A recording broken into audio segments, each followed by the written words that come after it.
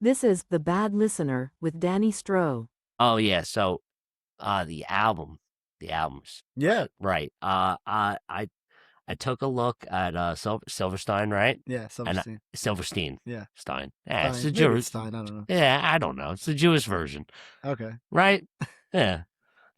Um, I had heard "Smile in Your Sleep" before.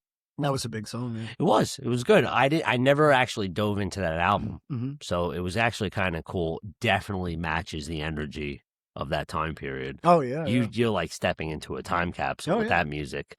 The first track on it, just the way they started out, I was very taken back. It's a really good album. Yeah. It really was. I didn't know why he chose it, and then it was but it has like a chill like flow to it. It's like calming almost in a weird way. Yeah. You know what I mean? But then every so often you hear a couple screams. Oh, yeah. And well placed too. Yeah. What was your favorite track on that album? My favorite, I think Your Sword versus My Dagger was always one of my favorites on that album. That's the first. Is it? I never listened to the songs in the actual order, but if that's the, I believe it is. I'm pretty sure that's what I read. And I don't read too well, but yeah, that's what it looks like. But there's a lot of greats. I mean, the Ides of March is a great song on there. There's a lot. Of great songs. That one was really, and like I like how it just the whole thing has like a nice build up, and it was good. Yeah, well produced. It's 2005. It's just that one was 2005. Yeah, I mean, it had to be around there. I believe it was. That makes sense. I believe it was 2005, or maybe I'm getting my dates mixed up. No, so I got into that whole genre. Like those two albums I probably heard within the same year because that was just when I started listening to, I guess, like that type of rock. Yeah. I think and I'll be honest, I always go back to this, but the one reason I was exposed to all these new bands, all this new music, was when I got my license. I bought tickets to Bamboozle at MetLife, whatever it was then. So cool. And it was just like, I just remember being like, this is crazy. I'm going to like, that was like my first concert. So I was like, there's 1,000 bands going. I'm like, oh, I'm going to start looking. And I remember just going through the list and just like, all right, I'm going to pick a one song from each band. And then I would just get deeper into some other bands. Yeah. And I remember Silverstein was one of those bands. Senses Fail was one of those bands. There was a bunch from that genre, obviously. I think My Chemical Romance was a little bit after, but I was almost going to do that one, the 3 Cheers for Sweet Revenge. You ever hear that album? No. Really? No. Oh my God! I really didn't. I really didn't follow them. Honestly, they just for what I heard that one song, and I kind of just was like, I was so at that point with that music, it was really Senses Fail. Right. Hawthorne Heights a little bit. I was going to say Hawthorne Heights was another one. You know, Ohio is for Lovers was like a huge song. I mean, it was big for the girls, you know? They loved it. They did. They loved it. They ate that song up. Nikki FM, right? It's, it's another one. Wow, I forgot about that one. Yeah, I went through their catalog recently. And I was like, because I'm hitting all of them now, right? That's why I told you, hey, what do you wanna do? I'm kind of listening to it. Yeah, I didn't know you were into that genre at all. It's I had we used to go to the concerts. I'm gonna call it. It's not what it is anymore, but it used to be the Nokia Theater in Manhattan. Oh yeah, I don't even know what it is now. It's changed names a lot. It used to be the PlayStation Theater, Best Buy, and the Best Buy Theater. Right? I don't even think it's the Best Buy Theater anymore. No, it's that. I think PlayStation was like the third too. I think after Best Buy. Yeah, I thought PlayStation. Maybe you're right. Maybe you're right. I feel like it was. I thought Best Buy was after. We used to go see them all the time. It was. I used to go see Senses Fail a lot, and they put on a great show. They really did. The singer, sick, sounds exactly like the fucking CD, which is nice because you know what you're getting.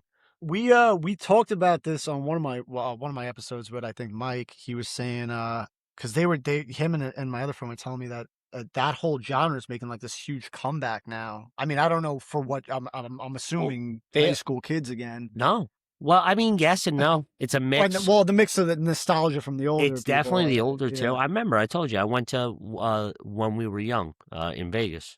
That's all the music. That's like. But that's a festival? That was a festival. Okay. And it was like My Chemical Romance, Blink-182 played, You had the Used, Offspring. The Used, that was another one. Yeah. I've seen the Offspring doesn't really fit into that, but okay. They had a bunch of others too. There was there's more that like fit the Offspring too, because they did punk also. Right. Emo right. was I was punk. just saying Blink-182 and the Offspring. I could see it. But... There was a couple others that I saw. What else? There was one of them. I can't put my fucking finger on it, but I really enjoy them. But it's just so funny. That whole genre just seems like such a... Oh, you got to see the hashtags on all over social media. It's not a phase. Like you should only be allowed to listen to it if you're in high school. Yeah. I tell you, so I will say this, man. It was weird because like you're going. I got on the train, right? On the train going to the spot where they were having the concert. Yeah. And it's like, I dress normal. Yeah. Like, you know what I mean? I'm pretty like just jeans, a hoodie. Yeah. I'm not really going crazy anymore. You know what I mean? I haven't done that since I was a kid. And like you're getting these people that get on, and they still got the, I guess the kids call it the drip. They still got the drip on. You know what I mean? It's wild. Older people, you mean? Our age. Oh wow. Our age. Yeah, but then you had a one. Did they do that just for the concert? They definitely did. Okay. But it's enjoyable to see. You know what I mean? Like it's enjoyable. Oh like, yeah. You walk in, it's like, oh shit. Yeah. Like you got your vest out. Oh, I remember that. They got their vest out with the patches going. They got the ripped jeans going. They got the stud belts. You know what I mean? Yeah. All the old wives are dyeing their hair again. Hot topic. That's it. It's okay. And then you got some of the younger generation too. They recently gave a new name to that genre. Oh, why? What is it? Mole Screamo. I can see that. Yeah. That makes sense. All right. Yeah. I mean, the style was born in Hot Topic. Yeah. Well, I mean, I think that's what it was. It was like the mole kids, right? Yeah. That's the kids who hang out at the mall. That's kind of what it would be. But yeah, I don't know if it directly has to do with Hot Topic, but I was like, that kind of makes sense. I could see it. Yeah. Yeah. I love how they do that. They'll go back and give a new name to a genre of music that never. I mean, it was always screamo though, so. I went from emo to screamo. It depends. Some was harder than others. Some was a little whiny. Yeah, but that's what I'm saying. It depends on who, I guess, what exact band you're talking about. But yeah. Yeah. I really enjoyed Under Oath. Oh yeah. I seen them not too long ago. That's sick. Yeah. Yeah, that's sick. It's you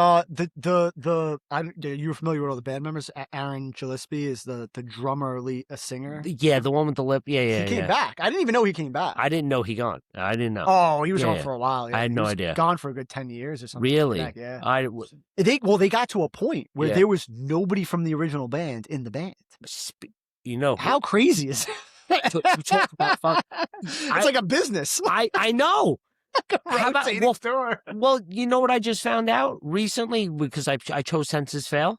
Yeah. Besides the fucking lead singer, there is not one original person. And the list of old band members, like it's crazy. It's 3-1. Yeah. Sorry. It's 3-1. Yeah. There's like 14 people on that list that aren't in the band anymore with 5 new names or whatever old names. I don't know. I wasn't that big of a fan. I just really enjoyed the albums. Yeah. But I was like, besides the lead singer, I'm like, that's kind of crazy. That's essentially what that is. That's a business. You're swapping people out. Yeah. There's no one. What is the band anymore except the name? Well, it's not the people writing the music. It's also crazy because you have people. It's almost like a cover band at that point. You have people playing from the first songs from the first album. None of the people were in the band when those songs were. That part is bullshit, right? Fair enough. Crazy. I'll give you that one. But I. What are you, a cover band? Yeah. All right. There when those songs are in. That's a good point. It's funny. All right. It's funny when you think about it. No, like it is. It's up for debate. That part's up for debate. Yeah. I didn't think about that. Actually, I want my money back. But you would have to argue that changing band members gives it a newer sound, right? It refreshes it. I mean, listen.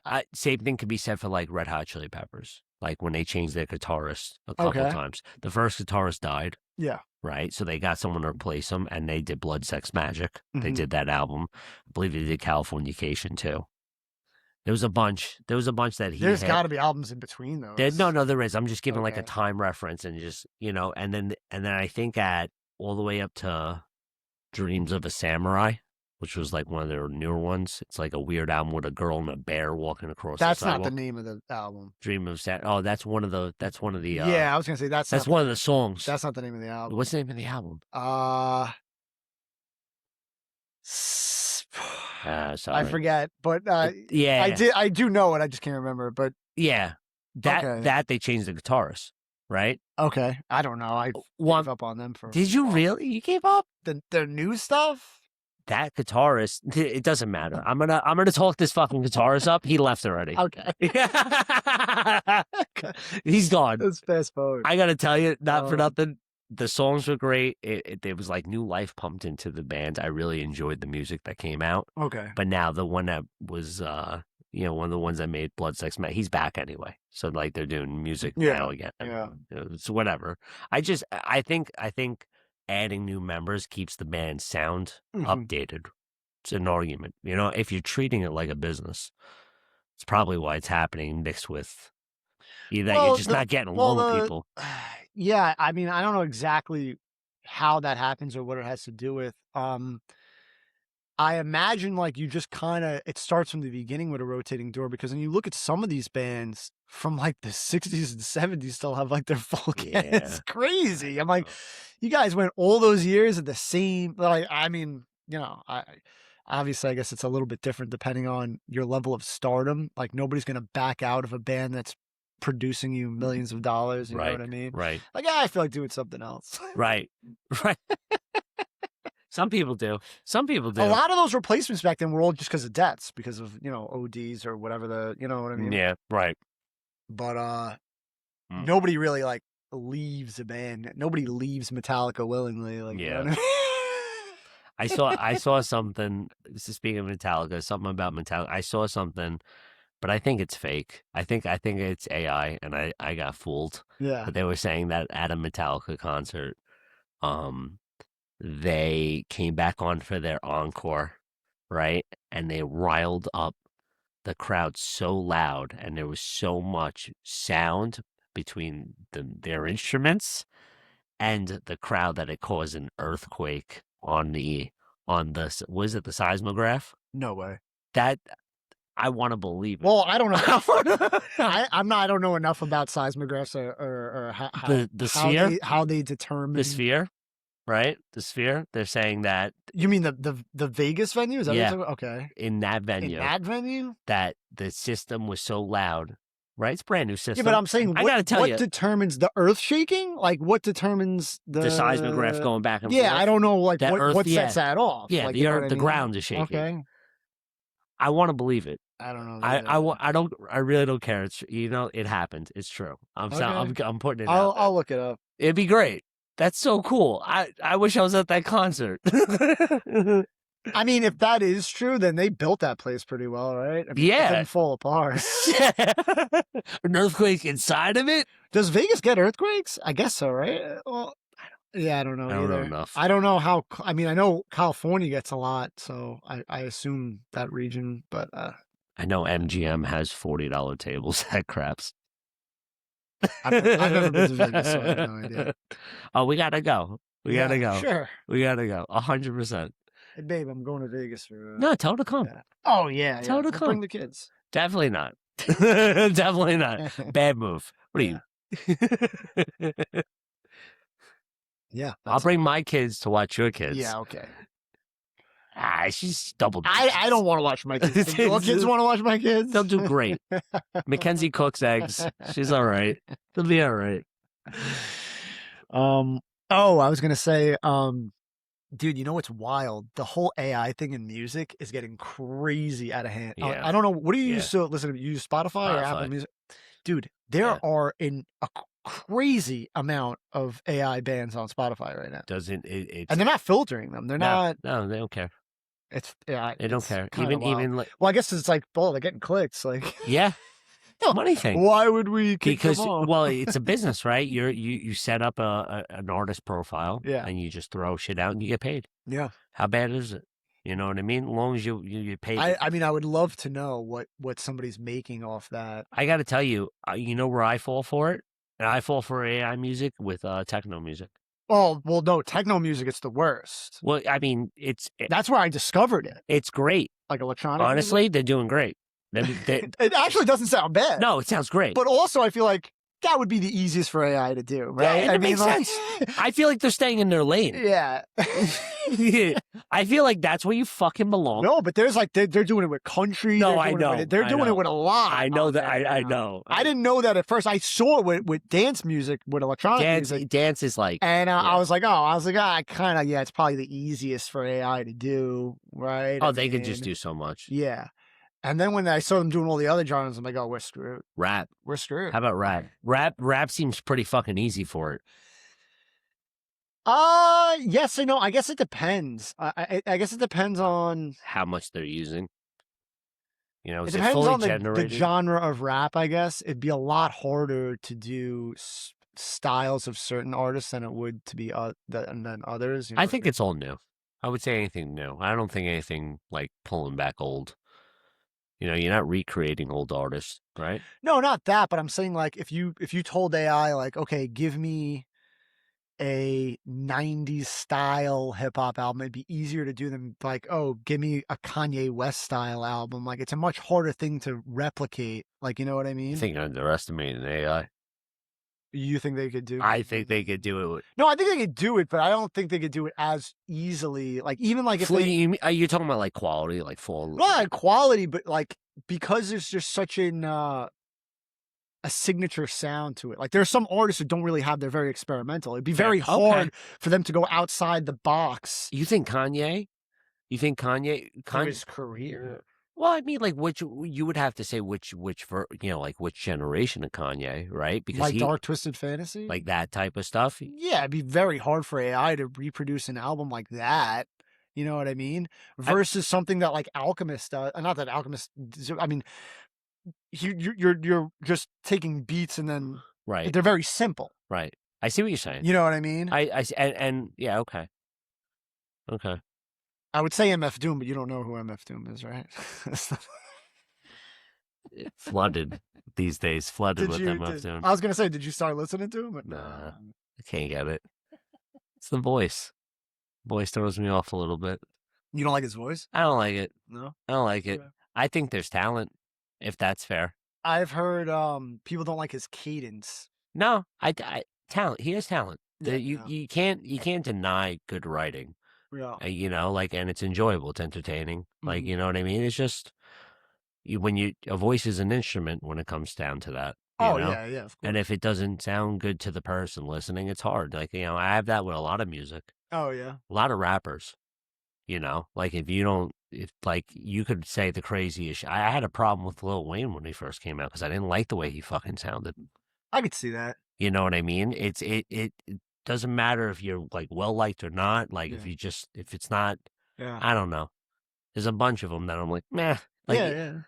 You know. No, I see that. I can see that. It's funny, like but you're okay. I'm just trying to like. People are different when they're like listen to music for the first time. My brother is very.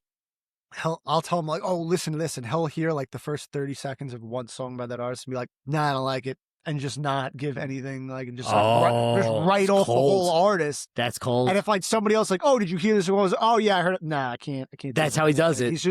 He's very like either like in his mind it's like I hear it and I'm like on it, or I don't and I'm never listening to it again. Yeah. There are people like that. That's you know, it's all right. Like when I did this with him, he gave me an album. I gave him an album, and we get on. And he's asking, "Oh, how'd you like that?" I'm like, actually, I liked it. It was pretty good. I didn't think I was gonna like it, whatever. And I'm like, "All right, how'd you like the album I gave him?" He's like, "Didn't like it." And I'm like, "Well, what part?" And he's like, "Nah, you know, first song, it didn't click. It wasn't my thing. I turned it off. That was it." And he had like nothing to say about like couldn't.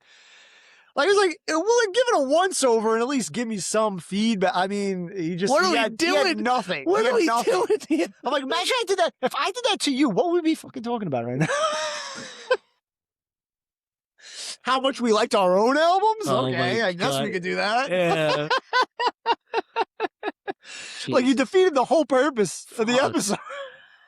Crushed it in an instant. The idea was to show you something you haven't heard, and you rejected before you even. He went, hey, great. But like, what I want to talk about is this, and it's you're welcome because I made it fun.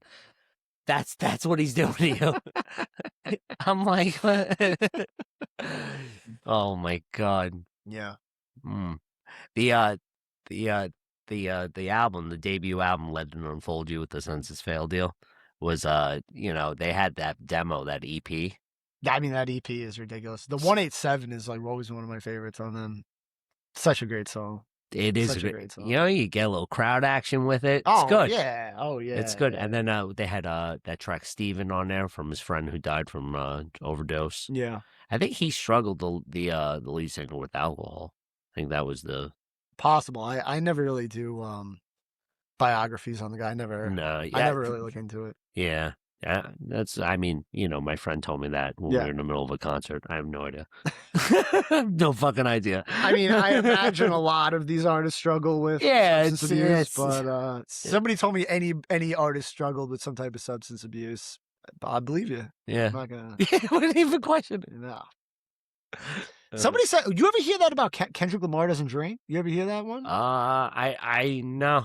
I mean, it wouldn't surprise me. Is that fair? Okay. Yeah. It wouldn't surprise me considering how well his career is doing. Right. Yeah. You know? So, but no, I think that's like when you hear swimming pools, that's kind of like the whole thing is like people trying to get him to drink and him like not being. That may right. Like, or like just like going like, hey. I think it's kind of like exploiting how dumb people are, like trying to get. Or even like just saying like, yeah. But like you give it, he's like, hey, I was there. I gave it a shot. Yeah. I'm young. Yeah. I did it when I was supposed to be. Yeah. Not fucking for me, man. This is crazy. Yeah. that song was dope. Oh, swimming pools? Song was dope. That was the first song I heard by him. Oh, yeah. I think it's the first song anyone heard by him. I mean, I would think that some people were listening to him when he came out. Oh, what, like Section 8? Right? That's fair. Right. Commercially successful. I wasn't, but I would think that I found Section 8 afterwards. Yeah, so did I, right. Yeah, but the, that sound was so, like, the only way I describe it is, like, it was so, like, soulful, but, like, new school West Coast. He had such a... You're talking about Section 80 or I'm talking Good about Kid, Mad City? Good Kid, yeah. Oh, okay. It was so, like... All right, the way I view West Coast and East Coast when it comes to, like, the rap scene and that, right? Like, we have the New York Biggie sound, right? And then you had Dr. Dre. You had Dr. Dre, you had those crisp beats with the piano. Like, the West Coast had a sound. Oh, yeah. 100%, right? But it's dated, right? Is it fair to say that was like the 90s into the early 2000s and like even like the late 80s? Because I think Chronic was 88. Yeah, but I mean, East Coast hip hop doesn't sound the same as it used to. No, right. I'm just saying, like, you mean it doesn't it had such a long stretch. It's not timeless, is what you're saying. For a while it was. I think that's what I'm getting at. For a while it was almost timeless. I find Chronic 2001 less timeless than I thought it was, if that helps. Okay. All right. For a long time I thought it was timeless, but some of it is now, I don't know. I feel like it loses its... I mean, yeah, but they played those songs to death. Yeah. It's not the same when you fucking heard it a billion times. Right. They killed that song. But if you want to ask me if I think Ice Cube's Today Was a Good Day... Yeah, but that's a different era. You're going back now. Not really. Yeah, 100%. I mean, a little bit, but it's still, they're both 90s. 2001 came out in 99. Yeah, but come on. That's like, come on, brother. What are we talking about? That's such a big stretch. You're talking, Chronic was 88. Yeah. Right? Yeah. So you Was it? Yes. So what you're talking about at that era is late 80s. That's like Nirvana versus new metal. Like, it's the same it's so out there. Yeah. You know what I mean? They were so different in that. That's why I'm saying it definitely was timeless. But the point I was saying was Kendrick comes out with Swimming Pools and he's from the West Coast, and I haven't heard anything new that I loved from the West Coast, like as a sound. He created that. You know what I mean? Like, It doesn't sound like anything else. Yeah, at that time I wasn't listening to hip hop, so that was kind of like the first thing I'd heard new in a long time. But I do know that Tyler was also from the West Coast, right? So I never listened to Tyler. You know him. Yeah, Tyler, okay. I still am not. Yeah, I don't get it. Yeah, I'm he's one of the few that it's hard. Listen, I get it. It's super hard. He's very experimental, and he does whatever he wants to do, and he creates a lot of crazy sounds. It takes balls to do that, and if you can make money, it's impressive. Yeah, I think him and Earl Sweatshirt both have done very well with the directions they went in. They went in very different directions after coming out of Odd Future together, but I think Tyler does a really great job. I mean, I don't think there's anything about his sound where you're like, oh, that's West Coast. Like, I'm trying to think of another big West Coast hip hop artist right now. But like I'm saying, what was before Kendrick that had that sound? Like Game? Snoop Dogg. They had but Snoop Dogg still had that era. Game, yeah, Game, right? And Game had a very almost it was like that 50 Cent era sound. Well, yeah, it was different. It was just different. It was a product of its time, right? But it didn't really sound West Coast, even though it was. True. And then you come out with something that it felt like the song was had a soul. I don't know, when Kendrick's. Yeah. You know what I mean? You could just see, you could see the quality, mass produce, right? Mass produced beat. Someone just threw some fucking lyrics on it. Yeah, the lyrics are dope. Talking about Game and that era. And then you hear Kendrick and it's meaningful. It just sounded passion. You could just hear it. You can hear the difference. The quality just 100%. Seems. I mean, it was the first time anyone had really put out an album that had a lot of thought and meaning to it. You know what I mean? I mean, it wasn't gangster. I mean, it was, but it was though, beyond that. Right. I mean, listen, what he does is very hard to do. That's what I'm saying. What are we? I was like, who the fuck is this? Yeah. And I was a big J. Cole fan at the time too. Okay. I liked his melody. Like the way he used to break down. Yeah, I was never a J. Cole fan. It's funny, I was never, and I had one of my episodes. I had my friend Steve Santiago came on. He's a diehard J. Cole fan. Yeah, from the beginning. J. Cole was actually how he started listening to hip hop. He never listened to hip hop his whole life. Okay, until he gave him the bridge. J. Cole, yeah. That was. I mean, I don't think he's bad. I enjoy it every so often. I'm less a fan than I used to be. Okay. That's where I'm at. It's good. I enjoy his lyrics. Yeah. I always thought he was just overrated. I never understood why there was so much hype about him. Well, I thought 2014, Forest Hill Drive was good, but Born Sinner was the one.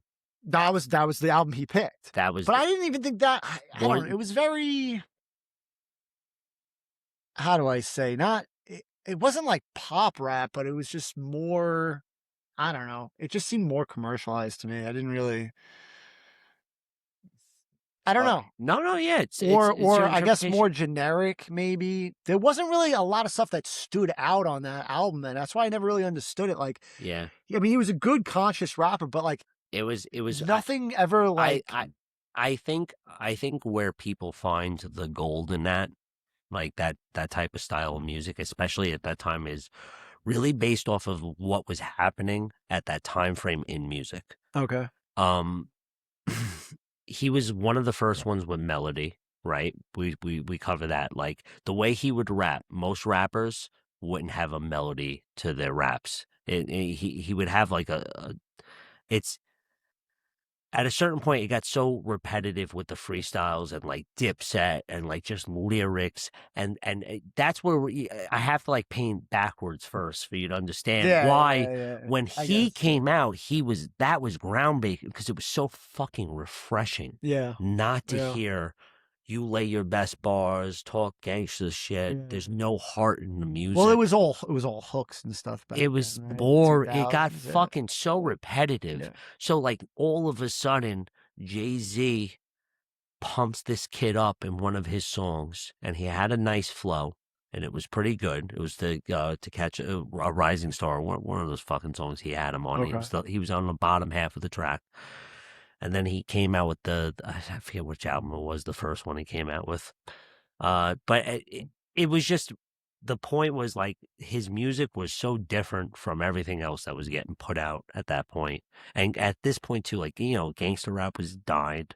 Oh, it's off. Yeah. Now you have there was nothing there. Yeah. So like to hear that, it was like, oh shit, like it was kind of like hearing Kendrick, because it had that effect of, wow, someone gives a fuck about the music and how it sounds and their voice compared to, like how I say, I listen to somebody's voice because it's like an instrument. Mm-hmm. He used it as an instrument in his songs, and a lot of rappers weren't doing that. So I think that was where his popularity gave him that push. You know, it's like now you go back and you'll listen to it like, Right. Because everything's like that now. You know what I mean? But there's a lot. There's a lot, and we're genre. we're flooded too on top of it. So it's like it's compared to like I forget what year it was, but I mean I'm pretty sure I was still like stealing music a little bit on torrents. You know what I mean? Yeah, I want to say he started, his mixtape started dropping like mid 2000s, late 2000s. Right. Like that 2010 era, almost. Yeah. In the middle. Born Sinner had to come out at least 2011, 2012, maybe. Yeah, it was like the beginning of the decade. Yeah. And you know, it just had it also reflected like where he was living at the time too. He was living in Manhattan when he made that album. Did you listen to his new album? No.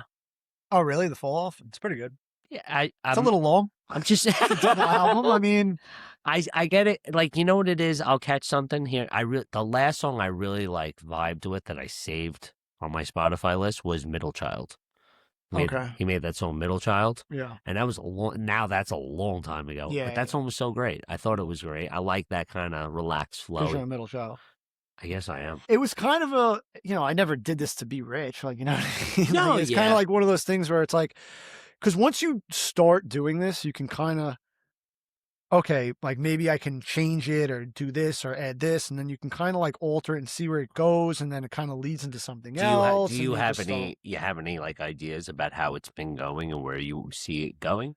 Any critiques that you would make? I was actually thinking about this. I actually did want to ask you about like how you feel like where the direction of the show's going, ideas.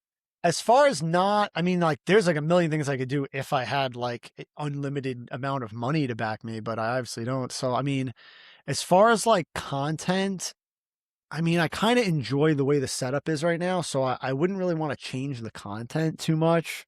Yeah. I always just think about like adding different aspects to it, as far as like, you know, like even doing like a sports one or something like that. I was thinking about, you know? Yeah. And obviously not like a sports one where people would watch because I have the best and most accurate news, and if you wanted to hear two people bullshit about sports, right. You know what I mean? Like something like that. Tune in. Like, obvious, I guess same thing with this with music. We're not music experts. We're just kind of just fans, like conversational, whatever. Yeah. But yeah, just kind of like seeing, how you do it. Like, cause now I'm doing, I'm starting the one I do about the Bible and Christianity with my pastor. He wants to do it every month. So I'm going to separate that as a different segment. And I think that's a great one, honestly. Yeah. I mean, I really enjoy it. I enjoy watching the clips from that one in particular. Oh, yeah. I really do. Honestly, I think. Watch the whole episode. No, I know. But you know me, I'm fucking sliding through. I just found my keys. You know, we can sit down. What are you, a cop? Yeah. Oh man, but no, it is actually, that one is. I feel like that one hits pretty well for me. For me in particular. Yeah. That one was really interesting to do and really fun to do. And I'm actually doing the next one with him on Friday. So there should be another one uploaded. And this one is actually going to be really more exciting than I thought it was going to be, because I just started reading another book that I'm going to actually be able to dissect with him a little bit, which is going to be fun. So you going off a book? You doing a book? No, it's not completely off of a book. It's based, so I'm doing like a science-based one. So most of the problem that people have with the Bible or Christianity is science-based questions, like mostly all the stuff that's said in Genesis in the beginning, like the creation and Adam and Eve, Noah's Ark, stuff like that. People have problems with because it goes against science. and you'll say, like the young Earth theory of, oh, God says he created Earth and this was supposed to be 6,000 years, and you're saying Earth is 6,000 years old. Well, that can't be. So the whole book is bullshit. Like, you know what I mean? Stuff like that. Yeah. So there's like a lot of things where people will say like that. Whereas like I'm reading a book right now that actually explains Genesis in a way where all those questions get answered. That's pretty so sick. Yeah, it's very interesting. And I didn't really even mean to do, like, I kind of was going to leave all the answers up to him. I'm like, here, these are the questions everybody usually comes to me with, or the roadblocks they'll come to me with.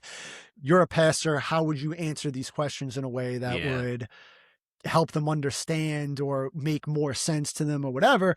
And I just happened to find this book called The Lost World of Genesis 1 by John Walton. I started reading it and I was like blown away. So I'm texting him like, dude, you got to read this book, man. And he's like, I didn't read that book. He goes, but I know the author. He goes, I know what it says. We can talk about that. I'm like, sick. All right, let's go. So it kind of like makes, because in all honesty, to me, this would be like a boring episode because the scientific questions that people have are they're moot to me. It doesn't really matter to me. So I'm kind of just like entertaining other people's, there's no passion behind the actual. No, I don't. I mean, because it doesn't matter to me one way or the other. So there's nothing that I have no skin in the game, like, as far as those questions go. So it doesn't really, but now with this, it kind of makes the episode more interesting because my mind's being blown away by what this guy is explaining. So I'm like, all right, there's the hook. This is great. I'm like, now I get to actually, I'm learning something and we're going to be able to go over it and dissect it along with other things. So it's pretty, I'm actually excited now about it. I told him, like, listen, we're going to do a science one. I know it sucks. Like, it's not going to be fun, whatever, but. What did he say? No, he was like, he wanted, so the whole joke with the first one was I guess I kind of like ambushed him as far as where I didn't tell him what I was going to ask him. And he was kind of like unprepared to answer some of the more difficult questions. So he was kind of like, listen, he goes, can you give me like some idea what we're talking about next time so I could, brush up on some stuff and have better answers and this and that. And like, I kind of felt bad because that wasn't, the idea wasn't to like catch him off guard and get like a gotcha. Like, I'm on the same side he is. You just thought he would have the information. I just thought he would have the information, right? Like in my head, I'm like, oh, he's got these answers. Like this is like, problem. It's like a knock out the park. Yeah. So he learned his first week. So not that he doesn't know his stuff, but I guess like when you're not talking about it all the time and not having those conversations all the time, it's kind of a thing where you got to like think back and reorganize your thoughts about those questions in order to get a really good answer out of it, which I understand. And that's why I talked about the topics on this one before. I'm going to do it with him. But I don't know. This one should, I guess. I actually would like to come one time if you wanted to do something else. Like I would for one of the religious ones. I would love to be in one of those. Like, oh sure, on that seat right over there. Oh yeah, of course. I just maybe not chime in as much because I don't know so much. Yeah, but I have a pretty good understanding, and also from an educational standpoint, I think it's pretty cool. Yeah. I mean, well, that's the whole idea. The whole idea is to kind of like break down the barriers that people have as far as, saying, well, I can't believe it because of this, and I can't believe it that, and I don't understand this, and I don't understand that, and this doesn't make sense, and so it's like if I can kind of like, dive into those issues and break those down for people to kind of get them past a certain point, or at least get them thinking a little bit differently about it, Right, perspective can change how they're processing the information. It's big, man. I dig it. It's pretty fucking cool. So, so hopefully I'm going to be able to do, I mean, the thing with him is he's obviously, I even told him when he first said, cause he came to me, well, not that he came to me, but I guess it came up in conversation that I do this podcast. Right. And, he was like, oh, I'd love to come on. And I'm like, okay, yeah. I'm like, you can come on whenever. And, he was like, all right, he goes, I'm going to forget. He goes, remind me. And I'm like, dude, I don't want to do this. I don't want to be the guy like hounding you like, oh, come on my pot. Like, hey, you forgot about, like, you know what I mean? And he, he was like very adamant. He goes, no. He goes, listen, I got a lot going on, but I want to do it. He goes, I'm telling you, hound me about it. Like, I want to do it. Like, I'm not just saying like, I want to do it to be nice. Like, I want to do it. Like, remind me, send me a text. That's very different. I'm like, okay. So I did. And then like in that process of me and him going back and forth to try to set this up, I was like, you know what? Like, I can do a music one with him. He plays guitar. He used to be a rapper. Like it wouldn't be hard to do a music one with him. But at the time, like I had just finished reading the Bible. I'm like, I kind of have like a lot of stuff about Christianity that I'd like to pick his brain about, and maybe where the book kind of left you open ended a little bit. Yeah, well, just questions that I had and questions that maybe like, you know, stuff that like I can go over the way that a big part of it was me giving my testimony and trying to explain the breakdown of how I came to where I am now over the course of the past 3 or 4 years. And in that kind of go back and forth with him about the way I thought and what he thought about that and stuff like that. Right. So, I kind of explained it to him. I'm like, listen, I know it's a music podcast. I'm like, would you be against us doing it about the Bible and Christianity? Somebody goes, oh no. He goes, I was worried about being able to keep up with you with music. He goes, you want to do crazy? He's like, yeah, sounds I great. Can talk all, which is why you had all those questions. Well, right. Well, no. Well, a reason why I wasn't in the mindset of like, oh, I should probably go over the questions with him beforehand. Like he made it like it would have been a breeze. Anyway, like he didn't seem worried about what I was going to ask. Right. But I mean, again, like maybe, I don't know. I try to like, I felt bad because I knew when I asked him some of the stuff, not that he was unprepared, but it was like, he wasn't prepared mentally to give the answers that I was asking about. Because in that world, there a lot of those are like touchy topics for people. Yes. The whole Nephilim thing is like, nobody wants to talk about that. What's that? So the Nephilim is that's in Genesis 1. They talk in between Cain and Abel. The story of Cain and Abel. Yeah, right. So there's the story of Cain and Abel, and then in between that and Noah's Ark, they mention a time of turmoil where the human race became so despicable that God wanted to wipe everybody out. But hence why the flood. Hence the flood. But they use the term that there were these people, the Nephilim or whatever. Okay. They're supposed to be giants. They're giants. They're like 9 feet tall, like in the Bible. 6 fingers. This is in the Bible. Right. Okay. But that's so David and Goliath. Goliath was Nephilim. Right. That makes sense. He was a giant. Okay. What happened to them? Well, that's where all these questions come into play. Well, not what happened to them, but where did they come from? Because everybody breaks down Genesis to be literal. Okay, you have Adam and Eve. Where do these giants come into play? You know what I mean? Oh. When did God say, I'm going to create these giants? And the whole point of them mentioning the Nephilim was the cause of all the chaos and destruction. They were evil. Wow. They were like literally destroyed. And there's no reference of them prior to that. No. So that's why it's so confusing. So it becomes confusing, but it also becomes this like hot topic. Like, oh no, they were just, they. What? They were just what? There. What the fuck does that mean? What type of parents?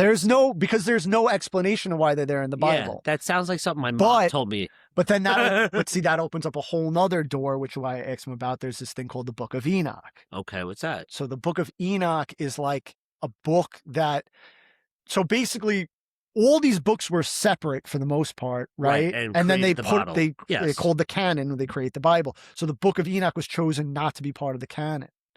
But Enoch, why the fuck? Enoch was between Cain and Abel.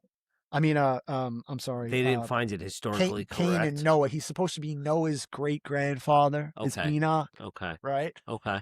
And if you read the Book of Enoch, which would have been in the Bible at that point, but they chose not to put in, right? He describes in great detail what the Nephilim are, how they came to be. It's the only place anywhere that they describe besides the Vatican. Besides the what? Vatican. I'm sure they know. Oh, well, whatever. But yeah, but right.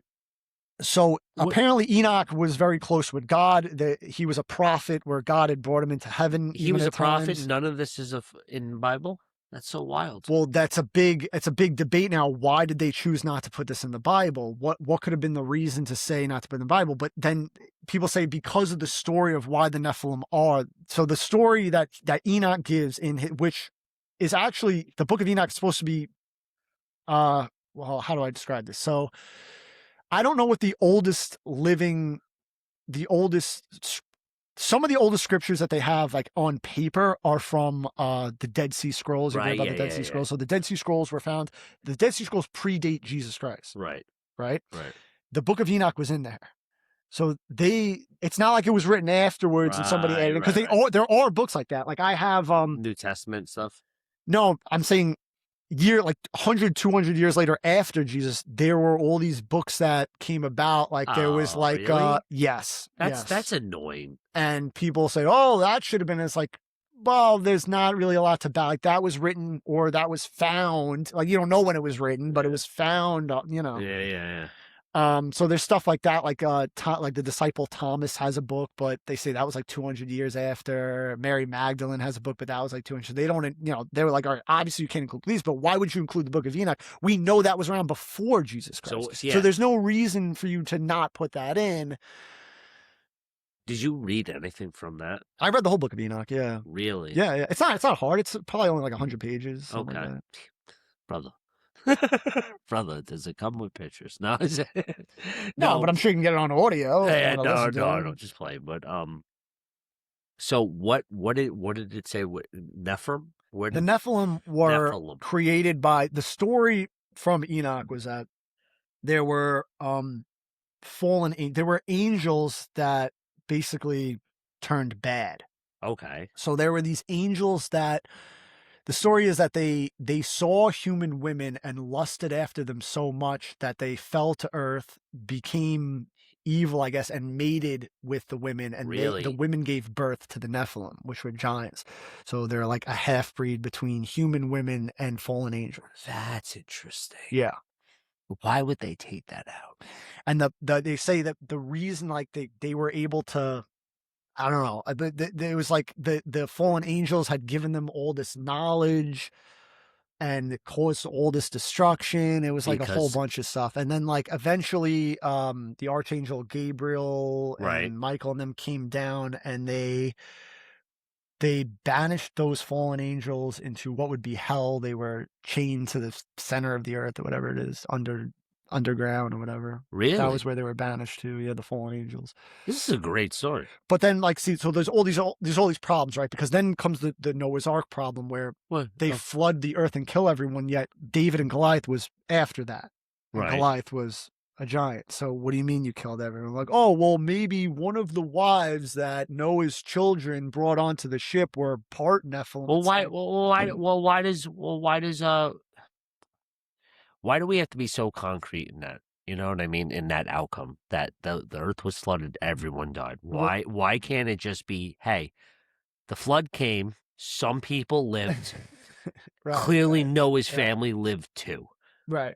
You know, like, doesn't that seem a little bit more realistic to like well, the problem is with people who are like grew up Christian or hardcore Christians, where they're like purists or whatever, like they can't, it's like blasphemy to say anything that might say that something in the Bible isn't what it says it is on paper. Like they have to take it literally, or else that's like blasphemy. I understand. You know what I mean? This is the word of God. You can't change the meaning of it. It says this, and that's what it means. Sounds very They're ignorant. very like stern with, and it's crazy because I've asked like many people like these questions, and they all give me like some textbook answer, like, oh, well, we are taught that this is that. And I'm like, but you have a brain for yourself. Why would you, you don't think about this? Like you're allowed to think about it. We're taught something, but God, it's not only that, but people forget that this stuff was written thousands of years ago in other language where the words don't always translate exactly the same. But aren't we all taking that into consideration? You would think people are taking it into consideration, but they're not. They're taking it and that's the whole problem with Genesis. People are taking it super literal, and it's like you're not even considering the fact that they're using words in another language that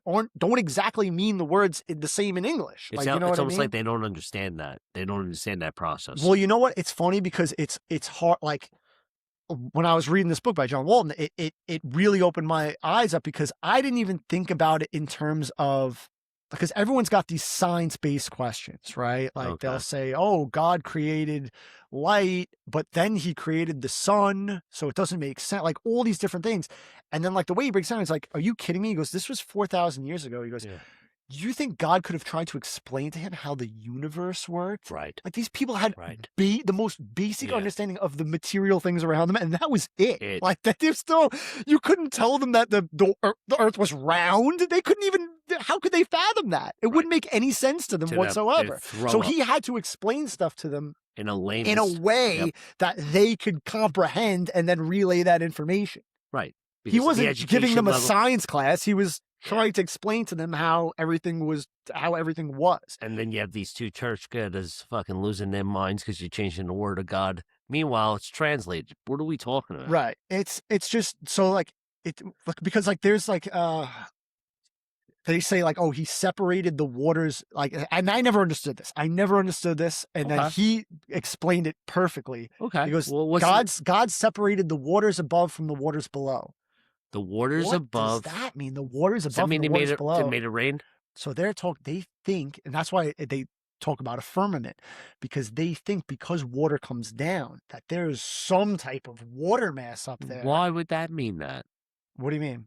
They think who thinks this? I'm saying the people of that time. Okay, I get what you're saying. How do they explain rain? Oh, there's got to be some type of water mass. I understand what you're saying. Down. I'm all for that. And then like they can dig a well and get water out of the ground, so they know there's water below. It means there's water above.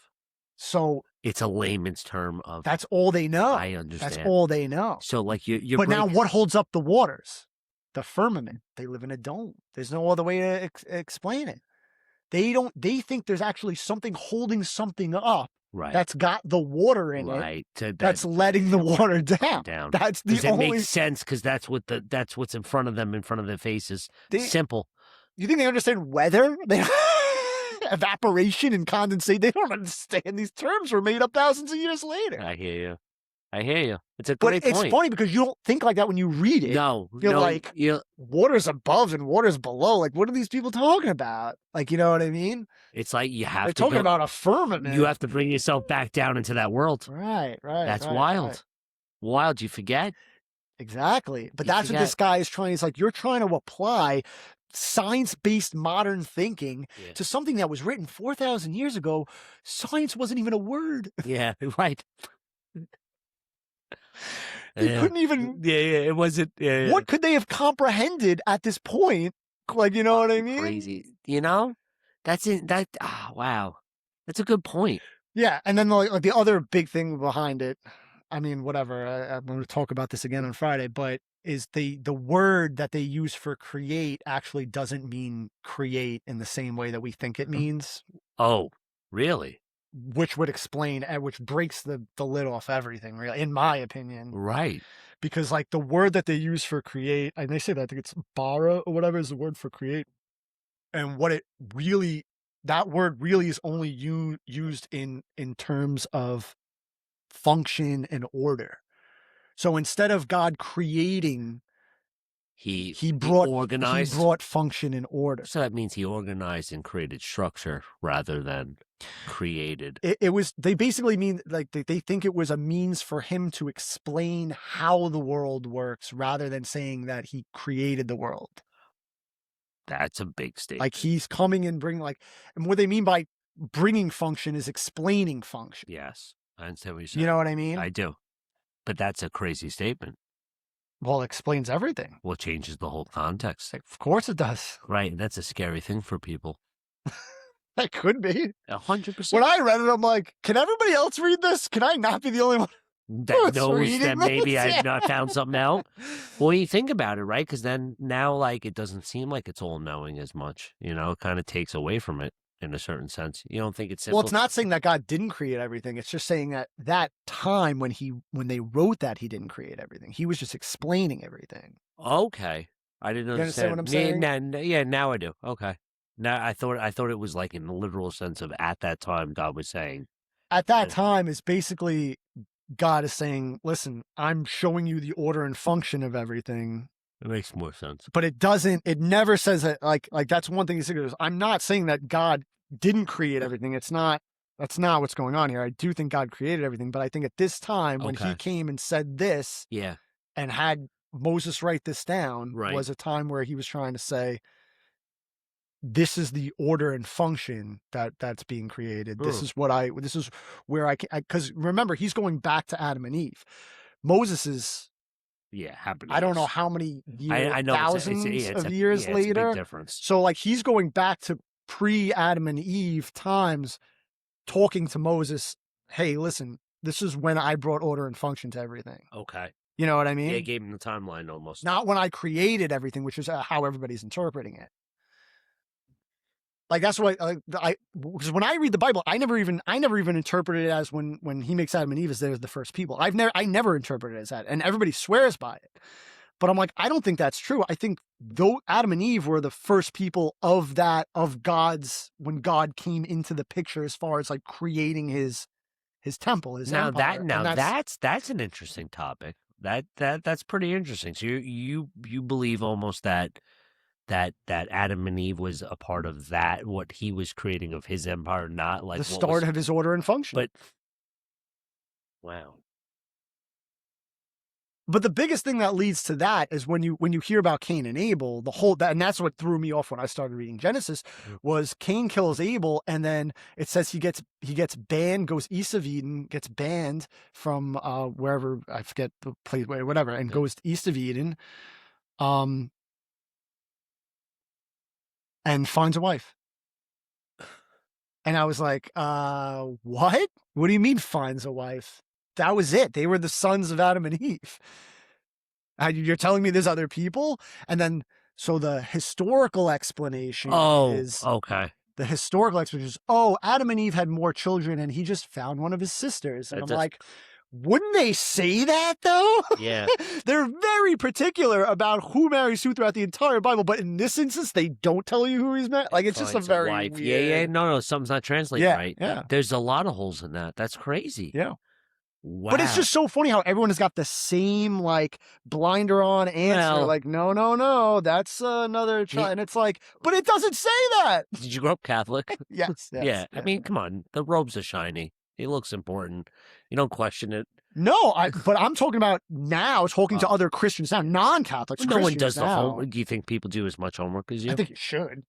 That's different. That's not what I asked. That's not even what I think it is. No, but like what I was saying was, you've been just told something for however many years. Yeah. You're just like, I'm just repeating what I've heard for all these years. You never actually stop to think about it. No, not at all. I mean? Nor have I ever really read the text myself. No. But I'm just saying, like, why these people are like repeating the same like robotic thing is just like, I don't know. I guess Bill Burr. It's fresh for me because I just read it and you read it 20 years ago and then you were told something over and over again. I don't know. No, that's exactly what it is. Bill Burr said that. You remember he had that comedy skit about he was talking like, old people just, they just get too old for the times. And he goes, their whole life they were going to church, and he's like, who does God love? God loves us, God loves me. Who does God hate? The Jews and the gays. He hates them, and they've been saying that for 30 years. Yeah. And then one day he's sitting in the retirement home and he gets asked this question, and he goes, God hates and then everyone loses their minds. Meanwhile, yeah, it's true. All the people blame him, but it's like, that's how it was. That's how he got taught. Yeah. And he goes to be like, but they said they're all dead. Yeah, they're all dead. Yeah. Yeah.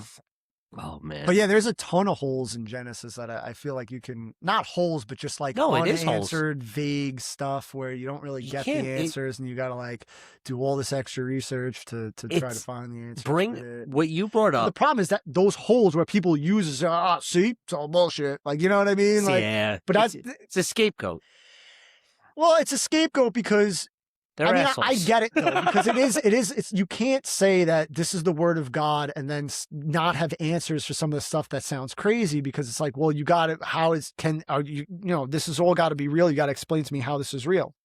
Right? Once we use science to disprove all this stuff that it says in Genesis, well, how am I supposed to really believe the rest of the book now? Right, exactly. That's what they're going to say. Yeah, but I mean, you stating the way you're reading it and reading it like you're in their headspace really changes everything. Oh, now? This will change everything. That's why I'm so excited for Friday. I got to tell you, it really is big.